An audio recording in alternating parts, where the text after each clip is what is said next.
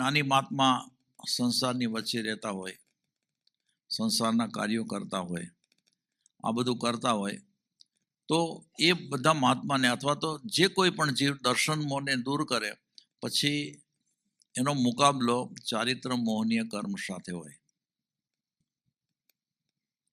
એટલે કે એના કર્મને ઉદયની અંદર જે પણ હોય એની અંદર એને એ મુકાબલામાં એને રાગ અને દ્વેષ ન થવા દેવા જોઈએ.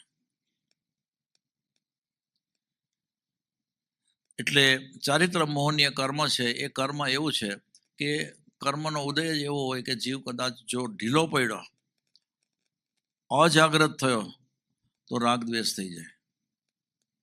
પણ એનો કર્મનો ઉદય ગમે તેવો બળવાન હોય, શુભ કર્મનો ઉદય બળવાનો હોય કે અશુભ કર્મનો ઉદય બળવાનો હોય, પણ એ અંદરથી એટલો બધો જાગ્રત હોય કે એ રાગ અને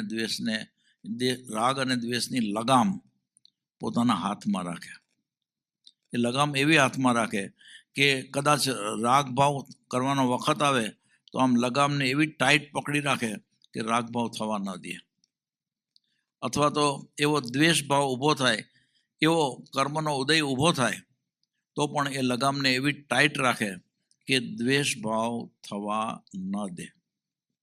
આ ચારિત્ર મોહનીયનો યોદ્ધો એ જીવને ચોથા ગુણસ્થાનકથી શરૂઆત થાય તો છેક 10મા ગુણસ્થાનક સુધી આ ચારિત્ર મોહનીય કર્મ જીવને પરેશાન કરી શકે.